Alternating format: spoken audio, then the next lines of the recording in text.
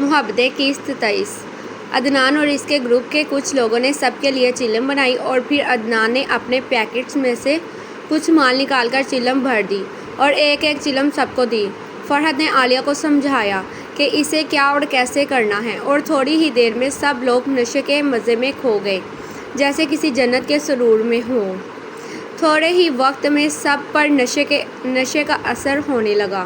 عالیہ کو لگا جیسے وہ پنکھوں کی طرح ہلکی ہو گئی ہو، جیسے دنیا کے سارے غم، ساری مایوسیاں ختم ہو گئی ہوں اور اب ہر طرف صرف خوشی ہی خوشی ہو۔ وہ نشے میں گنگنانے لگی اور پھر اچانک اٹھ کر ناچنے لگی۔ Aliya: you know Adnan, next dance میں کروں گی۔ عالیہ نشے کی حالت میں بڑبڑائے جا رہی تھی۔ اسے خود بھی نہیں پتا تھا کہ وہ کیا کہہ رہی ہے۔ عالیہ: عدنان یار، یہ اور چاہیے تھا یار۔ عدنان چپ رہ، یہ چیزیں مفت میں نہیں ملتی، بہت مہنگی ہوتی ہیں، معلوم ہے تجھے؟ مہک: نشے میں؟ تم بتاؤ کتنا پیسہ چاہیے تمہیں؟ عالیہ کے پاس بہت پیسہ ہے۔ عالیہ: ہاں بہت پیسہ ہے میرے پاس، بتاؤ کتنا چاہیے؟ عالیہ نے یہ کہہ کر اپنا پرس کھولا اور اس میں سے نوٹوں کی کاپی نکال کر عدنان کی طرف پھینکی۔ عالیہ کو ہوش نہیں تھا وہ کیا کر رہی ہے، لیکن اتنے پیسے دیکھ کر عدنان ہوش میں آ گیا۔ اس نے مہک سے پوچھا، عدنان، مہک، عالیہ کون ہے؟ اتنے پیسے اس کے پاس کہاں سے آئے؟ لیکن مہک جو اب تک جواب دینے کی حالت میں نہیں تھی، اس نے وہاں پڑے سامان کو ہٹایا اور عالیہ کی طرف مڑ گیا۔ عدنان: عالیہ دیکھو اتنے پیسے کافی نہیں ہوں گے، تھوڑے اور چاہیے۔ تمہارے ماں باپ کون ہیں، کیا وہ پیسے دیں گے؟ عالیہ: ماں باپ؟ ہٹو، میں تو بھاگ آئی ہوں گھر سے، ان کو پتہ چل گیا وہ مجھے میرے سخت غیر شوہر کے پاس واپس بھیج دیں گے۔ لیکن اس کے پاس بہت پیسہ ہے۔ عالیہ ریت پر کچھ ڈرائنگ بناتے ہوئے بولی۔ عدنان: اچھا، کون ہے تمہارا شوہر؟ عالیہ: عاصم۔ عدنان: کون عاصم؟ لیکن اس بار عالیہ کوئی جواب دیے بغیر گانے میں گم ہو گئی۔ عدنان نے اپنا فون نکالا اور کسی کو کال لگائی۔ ہیلو، ہاں بھائی، ایک کام کر، جلدی سے نیٹ پر سرچ کر کے بتا عاصم کون ہے۔ تجھے کیا کرنا ہے اس سے؟ میں ہولڈ پر رکھتا ہوں، جلدی بتا۔ اوکے، نیکسٹ ٹائم تجھے بھی ویڈ لا دوں گا۔ کچھ لمحے خاموشی میں گزرے۔ کیا تو یقین سے کہہ رہا ہے اس کی بیوی کے بارے میں کچھ پتہ چل سکتا ہے کیا بولا عالیہ؟ Okay thanks. عدنان کا دماغ تیزی سے چلنے لگا۔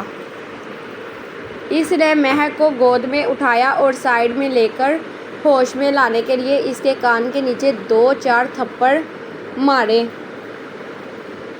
لیکن کچھ اثر نہ ہوا۔ پھر وہ اسے گھسیٹ کر سمندر کے کنارے لے گیا اور اسے تیز لہروں میں دھکیل دیا۔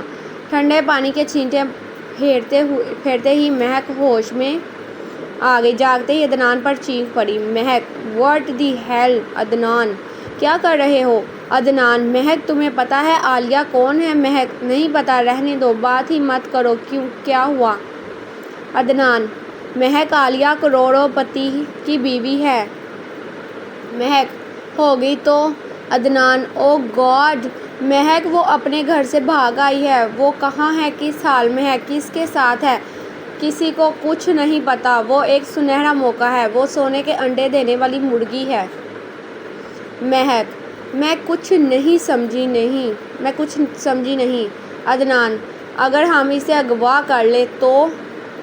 مہک: آر یو میڈ؟ عدنان: شش، چلاؤ مت یار، دیکھو ہم بہت سارا پیسہ کما سکتے ہیں، یہاں اتنی دور کسی کو پتہ بھی نہیں چلے گا کہ وہ یہاں ہے۔ یہ ایک آسان کام ہے ہمارے لیے۔ سوچو، اتنے سارے پیسے، ہم یہ گروپ چھوڑ کر کہیں دور بھاگ سکتے ہیں، نئی زندگی شروع کر سکتے ہیں، کیا خیال ہے؟ مہک: لیکن اغوا کا مطلب کیا کرنا پڑے گا؟ عدنان: یہی تو مزے کی بات ہے، اسے پتہ بھی نہیں چلے گا کہ اسے اغوا کیا گیا ہے۔ بس روز کی طرح ہمارے ساتھ رہنے دینا ہے، بس آنکھوں سے اوجھل نہیں ہونے دینا۔ میں عاصم کو فون کر کے پیسوں کی مانگ کروں گا کہ پیسے دو اور اپنی بیوی کو لے جاؤ، اور جب تک عاصم کو سمجھ آئے گا کہ عالیہ اغوا نہیں ہوئی تھی تب تک ہم کہیں دور جا چکے ہوں گے۔ زبردست پلان ہے نا Mehak? My God Adnan, you are brilliant.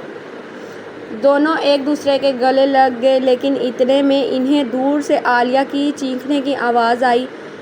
آگ کے پاس کچھ شور ہوا تھا۔ جب دونوں وہاں دوڑ کر پہنچے تو دیکھا کہ جیری نے عالیہ کو زمین پر گرا دیا تھا اور اپنی پینٹ کے بٹن کھولتے ہوئے اس کی طرف بڑھ رہا تھا۔ عاصم نے اسے روکنے کی کوشش کی، لیکن جیری نے دھکا دے کر اسے ہٹا دیا اور عالیہ پر جھکنے لگا۔ اب تک عالیہ بھی آدھی ہوش میں آ چکی تھی۔ عدنان: جیری رکو، ایسا مت کرو۔ جیری مت روک مجھے۔ عدنان: جیری وہ ہمارے لیے کروڑوں کی مالیت رکھتی ہے۔ جیری کو روکنا ضروری تھا، اس لیے عدنان نے سارا پلان اسے بھی بتا دیا۔ عالیہ کو سب کچھ تو سمجھ نہیں آیا، لیکن جتنا بھی آیا اتنا کافی تھا۔ اسے شک ہو جائے کہ کچھ غلط ہو رہا ہے اور اس کا تعلق عاصم سے ہے۔ وہ آہستہ آہستہ پیچھے کھسکی اور ایک پتھر اٹھا کر موقع کا انتظار کرنے لگی۔ موقع تب ملا جب جیری عدنان کی بات مان کر عالیہ کو چھونے کو جھکا اور اسے چومنے کا ارادہ کیا۔ اسی لمحے عالیہ نے ہاتھ کا پتھر اٹھایا اور جیری کے منہ پر دے مارا۔ خون کے کچھ چھینٹے عالیہ کے چہرے پر بھی گرے اور وہ وہاں سے بھاگ گئی۔ جیری کو غصہ آیا اور اس نے اپنا چاقو نکال لیا اور اسے پکڑنے کے لیے دوڑا۔ عدنان بھی اس کے پیچھے۔ عالیہ دیوانہ وار بھاگ رہی تھی، اس کے جسم میں اب بھی نشہ دوڑ رہا تھا۔ رات کے اندھیرے میں سڑکیں ناپتی ہوئی وہ بھاگتی گئی۔ اس کے کپڑے آدھے پھٹ چکے تھے۔ آخر کار وہ سمندر کے مین روڈ تک پہنچی اور وہاں بیٹھ گئی۔ کچھ وقت بعد جیری اور عدنان بھی وہاں پہنچ گئے اور عالیہ کو اتنے بے بس دیکھ کر خوشی سے اس کی طرف بڑھے، لیکن تبھی وہاں سے پولیس کی ایک پیٹرولنگ جیپ گزری۔ تینوں پولیس کے ہاتھ لگ گئے۔ نشے میں جھولتی ہوئی عالیہ، پھٹے کپڑے، چہرے پر سوکھے خون کے داغ اور جیری کے ہاتھ میں چاقو دیکھ کر پولیس کو زیادہ سوچنے کی ضرورت نہیں پڑی۔ ویسے بھی بنجارہ نہیں لوگوں اور ان کی حرکتوں سے پولیس واقف تھی۔ پولیس نے تینوں کو جیپ میں ڈالا اور تھانے لے گئی۔ جاری ہے۔ میری ویڈیو کو لائک کریں، کمنٹ کریں، شیئر کریں اور میرے چینل کو سبسکرائب کریں اور بیل بٹن کو دبائیں تاکہ میری آنے والی ہر ویڈیو کا نوٹیفیکیشن آپ کو مل سکے۔ شکریہ۔